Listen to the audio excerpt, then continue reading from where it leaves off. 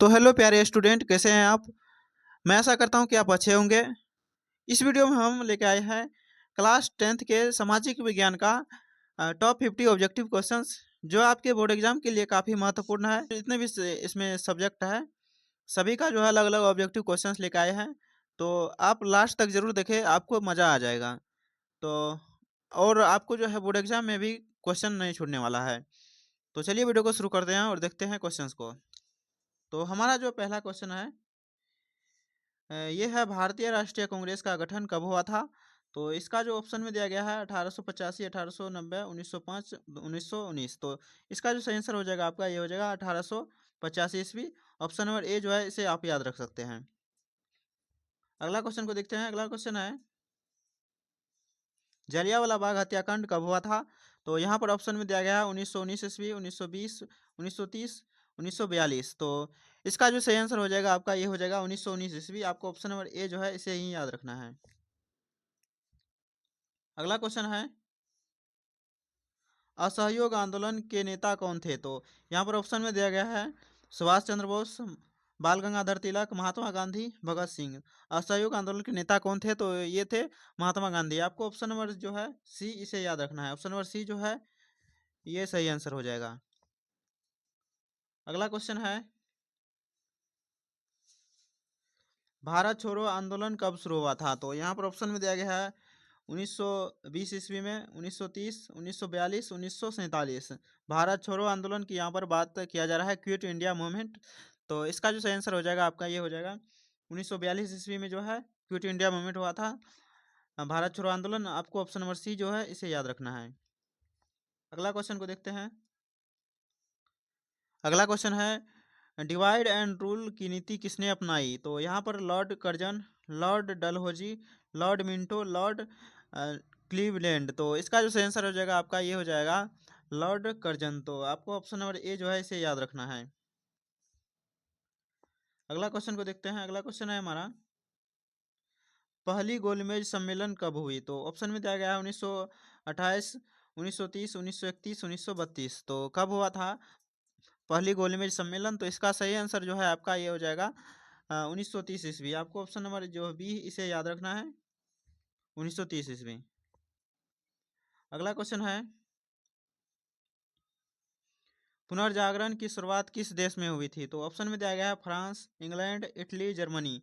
तो कहाँ हुआ था पुनर्जागरण की शुरुआत। तो इसका सही आंसर जो है आपका, ये हो जाएगा इटली में। इटली जो है आपका ऑप्शन नंबर सी में दिया गया है, इसे आप याद रख सकते हैं, इटली। अगला क्वेश्चन को देखते हैं। अगला क्वेश्चन है, तात्या टोपे का संबंध किस विद्रोह से था। तो ऑप्शन में दिया गया है 1857 विद्रोह, चंपारण आंदोलन, भारत भारत छोड़ो आंदोलन, स्वदेशी आंदोलन। तात्या टोपे का जो संबंध था, किस आंदोलन से था, तो ये हो जाएगा 1857 के विद्रोह से। आपको ऑप्शन नंबर ए जो है, इसे याद रखना है। एट का आपका ऑप्शन नंबर ए, ये करेक्ट आंसर हो जाएगा। अगला क्वेश्चन है, भारत में रेलवे की शुरुआत किस वर्ष हुई। तो ऑप्शन में दिया गया 1853, 1865, 1877 और 1921 ईस्वी। तो कब हुआ था भारत में रेलवे की शुरुआत। तो इसका से जो सही आंसर है आपका, ये हो जाएगा 1853 ईस्वी। ऑप्शन नंबर ए जो है, ये करेक्ट आंसर हो जाएगा, आप इसे याद रखेंगे। अगला क्वेश्चन है, हिंद स्वराज पुस्तक किसने लिखी। तो ऑप्शन में दिया गया है बाल गंगाधर तिलक, महात्मा गांधी, जवाहरलाल नेहरू, सुभाष चंद्र बोस। तो किसने लिखा था। तो इसका सही आंसर हो जाएगा, इसका सही आंसर हो जाएगा आपका Mahatma Gandhi. Option number B जो है, इसे आप याद रख सकते हैं। अगला है, यहाँ से अब हमारा जो है ज्योग्राफी का क्वेश्चन आ गया है। तो ज्योग्राफी में हमारा जो है पहला क्वेश्चन है, भारत में सबसे लंबी नदी कौन सी है। तो यहाँ ऑप्शन में जाएगा गंगा, ब्रह्मपुत्र, यमुना, नर्मदा। तो कौन सी नदी है जो भारत में सबसे लंबी नदी है। तो ये हो जाएगा आपका ऑप्शन नंबर ए, ये गंगा। गंगा जो है सबसे लंबी नदी है भारत में, तो इसको आप याद रखेंगे। अगला क्वेश्चन को देखते हैं।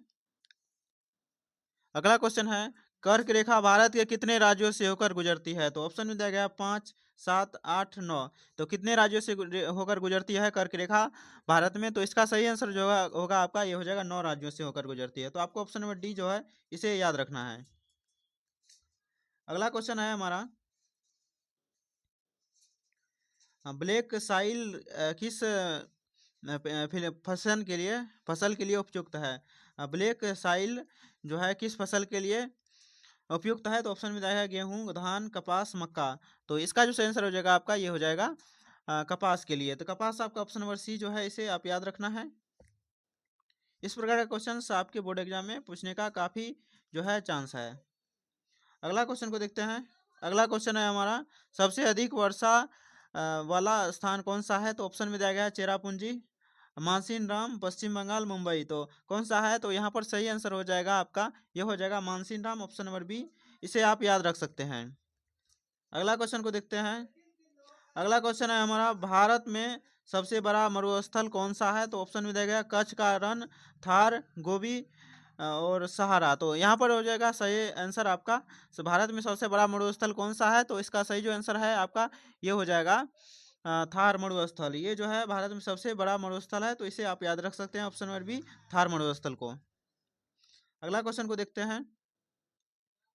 अगला क्वेश्चन है, भारत में सबसे बड़ा कोयला उत्पादक राज्य कौन सा है? तो ऑप्शन में जाएगा झारखंड, उड़ीसा, छत्तीसगढ़, पश्चिम बंगाल। तो कौन सा राज्य है जो भारत में सबसे ज्यादा कोयला उत्पादन करता है? तो इसका जो सही आंसर हो जाएगा आपका, ये हो जाएगा झारखंड। झारखंड जो है आपका ऑप्शन नंबर ए में दिया गया है, ए को आप याद रखना है, झारखंड। अगला क्वेश्चन को देखते हैं। अगला क्वेश्चन है, सतपुरा और विंध्य पर्वतों के बीच कौन सी नदी बहती है? तो ऑप्शन में दिया गया है गंगा, नर्मदा, ताप्ती, कृष्णा। सतपुरा और विंध्य के पर्वतों के बीच कौन सी नदी बहती है? तो इसका जो सही आंसर है आपका, ये हो जाएगा नर्मदा नदी बहती है, ऑप्शन नंबर बी जो है, इसे आप याद रखेंगे। अगला क्वेश्चन को देखते हैं। अगला क्वेश्चन है, चावल उत्पादन में भारत का विश्व में कौन सा स्थान है? तो यहाँ पर ऑप्शन में देगा पहला, दूसरा, तीसरा, चौथा। तो चावल उत्पादन में भारत का जो स्थान है, ये है आपका दूसरा स्थान है, इसे आप याद रखेंगे। पहला स्थान पर यदि पूछा जाता है तो आपको चीन देना है, और दूसरा स्थान पर जो है इसे भारत को देना है, ऑप्शन नंबर बी जो है, इसे याद रखना है आपको। अगला क्वेश्चन है, ग्रीन रेवोल्यूशन किस फसल से जुड़ा है? तो कपास से, गेहूं से, जूट से, मक्का से। ग्रीन रेवोल्यूशन किस फसल से जुड़ा हुआ है? तो यहाँ पर जो आपका सही आंसर हो जाएगा, ये हो जाएगा गेहूं से। तो आपको ऑप्शन नंबर बी जो है, इसे याद रखना है। अगला क्वेश्चन को देखते हैं। अगला क्वेश्चन है, झीलों की नगरी किसे कहा जाता है? तो ऑप्शन में दिया गया है उदयपुर, भोपाल, नैनीताल, श्रीनगर। तो किसे कहा जाता है झीलों की नगरी? तो झीलों की नगरी जो कहा जाता है, ये कहा जाता है उदयपुर को, ऑप्शन नंबर ए जो है आपका, ये सही आंसर हो जाएगा। यदि आपको इस प्रकार का क्वेश्चन पूछा जाता है तो इस प्रकार से आप उत्तर दे सकते हैं, उदयपुर झीलों की शहर। अब हमारा यहाँ से शुरू होता है नागरिक शास्त्र, आपका सिविक्स। सिविक्स का भी 10 क्वेश्चन है हमारे पास। तो जो ये भी महत्वपूर्ण है, काफ़ी महत्वपूर्ण क्वेश्चन हमने छांट के लाया हूँ, तो आपके लिए सिर्फ। तो आप एक लाइक जरूर करिए इस वीडियो को। यहाँ पर जो है अगला क्वेश्चन है, भारतीय संविधान कब लागू हुआ? तो ऑप्शन में दिया गया है 15 अगस्त 1947, 26 जनवरी 1950, 2 अक्टूबर 1947, 26 नवंबर 1949। तो इसका जो सही आंसर हो जाएगा आपका, ये हो जाएगा 26 जनवरी 1950, आपका ऑप्शन नंबर बी जो है, इसे आप याद रखेंगे। अगला क्वेश्चन को देखते हैं। अगला क्वेश्चन है हमारा, भारतीय संविधान की प्रस्तावना में कितने शब्द है? तो यहाँ पर 50, 73, 85, 99। भारतीय संविधान की प्रस्तावना में कितने शब्द है? तो ये हो जाएगा आपका सही आंसर 73 आपका 73, ऑप्शन नंबर बी में दिया गया है, इसे आप याद रखेंगे। अगला क्वेश्चन है हमारा, भारत का प्रथम नागरिक कौन होता है? तो ऑप्शन में दिया गया है प्रधानमंत्री, राष्ट्रपति, उपराष्ट्रपति, मुख्य न्यायाधीश। तो भारत का जो प्रथम नागरिक होता है, ये होता है राष्ट्रपति, आपका ऑप्शन नंबर बी जो है, इसे आप याद रखेंगे। भारत का जो प्रथम नागरिक होता है, फर्स्ट रेसिडेंस, ये होता है राष्ट्रपति होता है, आपका ऑप्शन नंबर बी जो है, इसे आप याद रखेंगे। अगला क्वेश्चन को देखते हैं। अगला क्वेश्चन है हमारा, अगला क्वेश्चन है, भारत में कितने प्रकार की आपात स्थितियां घोषित की जा सकती है? तो ऑप्शन में दिया गया है 1, 2, 3, 4। भारत में कितने प्रकार की आपात स्थितियां घोषित की जा सकती है? तो यहाँ पर जो है आपका सही आंसर ये हो जाएगा, यहाँ पर तीन जो है आपको ऑप्शन नंबर सी में दिया गया, इसे आप याद रख सकते हैं। तीन प्रकार की जो है आपात स्थितियां घोषित की जा सकती है। अगला क्वेश्चन है, भारत में पंचायती राज प्रणाली की शुरुआत कब हुई? तो ऑप्शन में दिया गया 1952, 1959, 1992, 1995। तो इसका जो आंसर हो जाएगा आपका, ये हो जाएगा 1959 में। तो आपको ऑप्शन नंबर बी जो है इसे याद रखना है। भारत में पंचायती राज प्रणाली की जो शुरुआत हुई वो 1959 ईस्वी में हुआ थी। तो आपको ऑप्शन नंबर बी इसे याद रखना है। अगला क्वेश्चन है, संविधान का अनुच्छेद 21 किससे संबंधित है? तो ऑप्शन में दिया गया है शिक्षा का अधिकार, जीवन और व्यक्तिगत स्वतंत्रता का अधिकार, धर्म की स्वतंत्रता, संपत्ति का अधिकार। संविधान का जो अनुच्छेद 21 है किससे संबंधित है? तो इसका सही जो आंसर है आपका ये हो जाएगा जीवन और व्यक्तिगत। यहाँ पर जो है ऑप्शन नंबर बी जो है जीवन और व्यक्तिगत स्वतंत्रता का अधिकार अनुच्छेद 21 में से जो है दिया गया है। तो आपको ऑप्शन नंबर बी जो है इसे याद रखना है, जीवन और व्यक्तिगत स्वतंत्रता का अधिकार है अनुच्छेद 21 में। अगला क्वेश्चन को देखते हैं। अगला क्वेश्चन है हमारा, राज्यसभा का कार्यकाल कितने वर्षों का होता है? तो ऑप्शन में दिया गया है 5 वर्ष, 6 वर्ष, 4 वर्ष, 7 वर्ष। तो इसका जो सही आंसर है आपका ये हो जाएगा 6 वर्ष का। आपका ऑप्शन नंबर बी जो है इसे याद रखेंगे आप। अगला क्वेश्चन को देखते हैं। अगला क्वेश्चन है हमारा, भारत के भारत के प्रथम प्रधानमंत्री कौन थे? तो ऑप्शन में दिया गया है महात्मा गांधी, सरदार पटेल, जवाहरलाल नेहरू, बी आर अम्बेडकर। भारत के जो प्रथम प्रधानमंत्री थे ये थे आपका Pandit Jawaharlal Nehru. Option number C जो है इसे आप याद रखेंगे। अगला क्वेश्चन को देखते हैं। अगला क्वेश्चन है, भारतीय संविधान का पिता किसे कहा जाता है? तो राजेंद्र प्रसाद, महात्मा गांधी, बी आर अम्बेडकर, जवाहरलाल नेहरू। तो किसे कहा जाता है भारतीय संविधान का जो पिता है किसे कहा जाता है? तो ये कहा जाता है आपका B R Ambedkar, doctor B R Ambedkar. Option number जो सी है ये आपका सही आंसर हो जाएगा, आप इसे याद रखेंगे। अगला क्वेश्चन को देखते हैं। अगला क्वेश्चन है, भारतीय संसद में कितने सदन होते हैं? भारतीय संसद में कितने सदन होते हैं? तो यहाँ ऑप्शन में देगा 1 2 3 4। भारतीय संसद में जो है कितने सदन होते हैं? तो इसका सही आंसर जो है आपका ये हो जाएगा 2 सदन होते हैं, आप इसे याद रखेंगे। तो ऑप्शन नंबर बी जो है आपका सही आंसर हो जाएगा। अगला क्वेश्चन को देखते हैं। अगला क्वेश्चन है, अब हमारा यहाँ से होता है राजनीतिक विज्ञान, पॉलिटिकल साइंस यहाँ से शुरू होता है। तो आपको इसको भी अच्छे से ध्यान में रखना है। तो यहाँ पर जो है पहला क्वेश्चन है पॉलिटिकल साइंस का, भारत एक डैश डैश राज्य है। तो एकात्मक, संघीय, अधिनायकवादी अधिनायकवादी और तानाशाही। तो भारत जो है किस प्रकार का है? तो यहाँ पर जो है आपका सही आंसर ये हो जाएगा संघीय है। तो संघीय आपका ऑप्शन नंबर बी में दिया गया है। ये भारत एक संघीय राज्य है। तो आपको ऑप्शन नंबर जो है बी इसे याद रखना है। अगला क्वेश्चन है हमारा, भारतीय संसद के 2 सदनों के नाम क्या है? तो ऑप्शन में जाएगा लोकसभा और राज्य विधानसभा, राज्यसभा और लोकसभा, विधानसभा और विधान परिषद, पंचायत और नगर पालिका। तो इसका जो सही आंसर है आपका ये हो जाएगा राज्यसभा और लोकसभा। तो आपको ऑप्शन नंबर जो है बी में दिया गया है राज्यसभा और लोकसभा, इसे आप याद रखेंगे। भारतीय संसद के 2 सदनों के नाम क्या क्या है? एक है राज्यसभा, एक है लोकसभा। तो ये 2 ही होते हैं, और एक राज्यसभा एक लोकसभा। आप इस प्रकार से इसको याद रखेंगे। अगला क्वेश्चन है हमारा, राष्ट्रपति का जो चुनाव है कौन करता है? तो यहाँ पर ऑप्शन दिया गया है जनता, प्रधानमंत्री, संसद और राज्य विधानसभाएं, सुप्रीम कोर्ट। तो आपका जो सही आंसर है ये हो जाएगा संसद और राज्य विधानसभा। तो आपका ऑप्शन नंबर जो सी है ये आपका सही आंसर हो जाएगा। अगला क्वेश्चन है, भारत का चुनाव आयोग एक डैश डैश संस्था है। तो यहाँ पर जो है ऑप्शन में दिया गया है असंवैधानिक, स्वायत्त, अस्थायी, राजनीतिक। तो यहाँ पर जो है आपका सही आंसर ये हो जाएगा स्वायत्त। आपका ऑप्शन नंबर जो है बी ये करेक्ट आंसर हो जाएगा, आप इसे याद रख सकते हैं। भारत का चुनाव आयोग जो है एक स्वायत्त संस्था है। तो आपको ऑप्शन नंबर जो है बी इसे याद रखेंगे।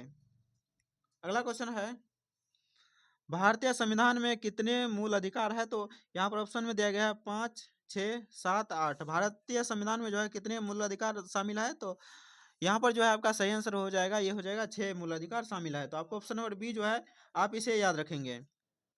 अगला क्वेश्चन को देखते हैं। अगला क्वेश्चन है हमारा, प्रथम महिला राष्ट्रपति कौन बनी थी? तो यहाँ पर ऑप्शन में दिया गया है सरोजिनी नायडू, इंदिरा गांधी, प्रतिभा पाटिल, सुषमा स्वराज। तो इसका जो सही आंसर है आपका ये हो जाएगा प्रतिभा पाटिल। प्रतिभा पाटिल आपका ऑप्शन नंबर जो है सी में दिया गया है, आप इसे याद रखेंगे। इस प्रकार का जो क्वेश्चन है ये आपके बोर्ड एग्जाम के लिए काफ़ी महत्वपूर्ण है, तो आप इसे ज़्यादा से ज़्यादा ध्यान में रखेंगे। अगला क्वेश्चन है, भारतीय संविधान में संशोधन की प्रक्रिया किस अनुच्छेद में हुआ है? तो भारतीय संविधान में जो है संशोधन की प्रक्रिया यहाँ पर जो है आपका सही आंसर ये हो जाएगा 7 का अनुच्छेद 368 में जो है अनुच्छेद 368 में इसमें प्रावधान है संशोधन की। तो आपको ऑप्शन नंबर जो है सी बी इसे आप याद रखेंगे। भारतीय संविधान में संशोधन की प्रक्रिया किस अनुच्छेद में शामिल है? तो अनुच्छेद 368 में जो है ये इसमें लिखा गया है। अगला क्वेश्चन को देखते हैं। अगला क्वेश्चन है हमारा, वोटिंग का अधिकार किस उम्र में प्राप्त होता है? वोटिंग का जो अधिकार है किस उम्र में प्राप्त होता है? तो ऑप्शन में दिया 16 वर्ष की उम्र में, 18 वर्ष, 21 वर्ष, 25 वर्ष। तो वोटिंग का जो अधिकार है ये 18 वर्ष की उम्र में जो है ये अधिकार मिल जाता है। तो आपको ऑप्शन नंबर जो है बी इसे आप याद रखेंगे, 18 वर्ष। अगला क्वेश्चन को देखते हैं। अगला क्वेश्चन है, भारतीय संसद की अधिकतम सदस्य संख्या क्या है? तो सदस्य संख्या क्या है? तो ऑप्शन में जाएगा 500, 545, 552, 560। भारतीय संसद की अधिकतम सदस्य संख्या क्या है? तो आपका जो सही आंसर हो जाएगा यहाँ पर 9 का 552 है। तो आपको ऑप्शन नंबर सी जो है इसे याद रख सकते हैं। अगला क्वेश्चन को देखते हैं। अगला क्वेश्चन है हमारा, संविधान का कौन सा भाग मौलिक अधिकारों से संबंधित है? तो ऑप्शन नंबर में यहाँ पर दिया गया भाग 3, भाग 4, भाग 5, भाग 6। तो यहाँ पर जो है आपका सही आंसर ये हो जाएगा 10 का भाग 3। भाग 3 जो है ये संविधान का जो है ऐसा भाग है जिसमें मौलिक अधिकारों को यहाँ पर सम्मिलित किया गया है। तो आपको जो है ऑप्शन नंबर जो है ए इसको याद रखना है। अब अगला क्वेश्चन को देखते हैं। नेक्स्ट क्वेश्चन यहाँ से हमारा है, आपदा प्रबंधन का जो है यहाँ से क्वेश्चन शुरू होता है। तो आपको जो है इसे भी याद रखना है क्योंकि इसमें से भी क्वेश्चन पूछा जाता है। तो पहला क्वेश्चन है हमारा आपदा प्रबंधन का, सुनामी किस कारण से उत्पन्न होती है? तो यहाँ पर भूकंप से, ज्वालामुखी विस्फोट से, भूस्खलन से, सभी से। तो आपका जो है इसका सही आंसर ये हो जाएगा सभी से। आपका ऑप्शन नंबर डी जो है इसे याद रखना है।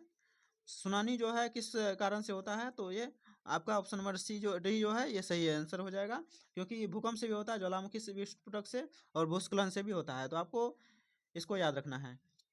नेक्स्ट क्वेश्चन है, भारत में आपदा प्रबंधन अधिनियम कब लागू हुआ? आपदा प्रबंधन अधिनियम जो है भारत में कब लागू हुआ था? तो यहाँ पर ऑप्शन में दिया गया 2002 ईस्वी, 2005, 2008, 2010 में। तो कब हुआ था? तो आपका ऑप्शन नंबर सही हो जाएगा आपका ऑप्शन नंबर बी 2005 में। 2005 में जो है आपदा प्रबंधन अधिनियम जो है ये लागू हुआ था। आप इसे याद रखेंगे। अगला क्वेश्चन है, चक्रवात किससे संबंधित है? तो यहाँ पर पानी से, वायु से, पृथ्वी से, आग से। तो चक्रवात जो है किससे संबंधित है? तो इसका सही आंसर हो जाएगा आपका वायु से संबंधित है। ऑप्शन नंबर बी जो है आप इसे याद रखेंगे। अगला क्वेश्चन को देखते हैं। अगला क्वेश्चन है हमारा, भूकंप मापने का यंत्र क्या है, क्या कहलाता है? भूकंप जो है इसको मापने वाला जो यंत्र है इसको क्या कहा जाता है? तो बैरोमीटर, सिस्मोग्राफ और हाइग्रोमीटर, थर्मामीटर। तो इसका जो सही आंसर हो जाएगा आपका ये हो जाएगा 4 का ऑप्शन नंबर बी सिस्मोग्राफ। आपका ऑप्शन नंबर बी जो है इसे आप याद रखेंगे, सिस्मोग्राफ कहा जाता है। तो ऑप्शन नंबर बी जो है आपका सही आंसर हो जाएगा, सिस्मोग्राफ। नेक्स्ट क्वेश्चन को देखते हैं। नेक्स्ट क्वेश्चन है हमारा, आपदा चक्र में कौन सा चरण सबसे महत्वपूर्ण है? आपदा चक्र में जो है कौन सा चरण सबसे महत्वपूर्ण है? तो यहाँ पर ऑप्शन रहेगा प्रतिक्रिया, पुनर्वास, तैयारी, रोकथाम। तो यहाँ पर जो है आपदा चक्र में कौन सा चरण सबसे महत्वपूर्ण है? तो आपको जो है रोकथाम, ऑप्शन नंबर डी जो है इसे याद रखना है। इसे आप याद रखेंगे ऑप्शन नंबर डी को। आपदा चक्र में जो है कौन सा चरण सबसे महत्वपूर्ण है? तो ये रोकथाम जो है यह चरण सबसे महत्वपूर्ण है। अगला क्वेश्चन है, एनडीआरएफ का पूर्ण रूप क्या है? तो एनडीआरएफ का जो पूर्ण रूप है यहाँ पर ऑप्शन में दिया गया है, national disaster recovery force, national development and resource force, national disaster response force, national defence rescue force. तो आपका जो इसका सही आंसर हो जाएगा ये हो जाएगा 6th का नेशनल डिजास्टर रिस्पॉन्सिबल फोर्स। आपका जो है ऑप्शन नंबर सी जो है ये हो जाएगा आपका सही answer, national disaster response force. तो जो है ये एनडीआरएफ का पूर्ण रूप है। तो इसे आप याद रखेंगे। एनडीआरएफ का टीम जो है यदि कहीं पर जो है इस प्रकार का घटना होता है, आपदा प्रबंधन का जो टीम है उसी को बोला जाता है एनडीआरएफ। तो यही बचाव करते हैं, बचाव अभियान में यही शामिल होते हैं। तो अगला क्वेश्चन को देखते हैं। अगला क्वेश्चन है, भूस्खलन का मुख्य कारण क्या होता है, क्या है? तो यहाँ पर वनों की कटाई, भारी वर्षा, भूकंप। तो ये जो है इनमें से तीनों जो है ये भूस्खलन की मुख्य कारण है। तो आपको ऑप्शन नंबर डी जो है इसे याद रखेंगे, इनमें से सभी हो जाएंगे। अगला क्वेश्चन को देखते हैं। अगला क्वेश्चन है हमारा, भूकंप की तीव्रता किस पैमाने पर मापी जाती है? तो यहाँ पर Celsius, Richter scale, decibel, Newton. तो यहाँ पर किस पैमाने से मापी जाती है? पैमाने पर मापी जाती है। तो इसका सही आंसर जो है आपका ये हो जाएगा रिक्टर स्केल। रिक्टर स्केल जो है आपका ऑप्शन नंबर बी में दिया गया है, इसे आप याद रखेंगे। रिक्टर स्केल भूकंप की तीव्रता जो है मापने पर जो है इसका जो पैमाने है इस पर मापा जाता है रिक्टर स्केल पर। अगला क्वेश्चन को देखते हैं। अगला क्वेश्चन है हमारा, आपदा शब्द की परिभाषा किसने दी है? तो यहाँ पर जो ऑप्शन में दिया गया है संयुक्त राष्ट्र, एनडीआरएफ, सरकार, वैज्ञानिक संघ। तो इसका जो सही आंसर होगा ये हो जाएगा आपका संयुक्त राष्ट्र। आपदा शब्द का जो है परिभाषा किसने दिया था? तो ये संयुक्त राष्ट्र दिया था। आप इसे याद रख सकते हैं, यूनाइटेड स्टेट। अगला क्वेश्चन को देखते हैं। अगला क्वेश्चन है हमारा, साइबर आपदा किस प्रकार की आपदा है? साइबर आपदा जो है किस प्रकार की आपदा है? तो यहाँ पर ऑप्शन में दिया गया प्राकृतिक, मानव जनित, जैविक, रासायनिक। तो किस प्रकार की आपदा है साइबर आपदा? यह जो है मानव जनित है। मानव जनित ऑप्शन नंबर बी में दिया गया, आपको इसे याद रखेंगे। तो यहाँ से हमारा जो क्वेश्चन है यहाँ से खत्म होता है। यदि यह वीडियो आपको पसंद आया तो वीडियो को लाइक करें और ऐसे वीडियो पाने के लिए हमारे इस चैनल को सब्सक्राइब करें और बेल नोटिफिकेशन कॉल जरूर करें, ताकि नई नई वीडियो का नोटिफिकेशन आपको सबसे पहले मिले। वीडियो देखने के लिए बहुत बहुत धन्यवाद। यदि आप इसका पीडीएफ लेना चाहते हैं तो आपको जो है डिस्क्रिप्शन बॉक्स में एक लिंक मिल जाएगा टेलीग्राम का, उस ग्रुप में आप जुड़ जाएंगे और वहाँ पर जो है इसका पीडीएफ मिल जाएगा आपको इजीली। वहाँ से भी आप रिविजन कर सकते हैं। तो बार बार वीडियो देखने की कोई ज़रूरत नहीं। तो मिलते हैं अगले वीडियो में, तब तक के लिए जय हिंद।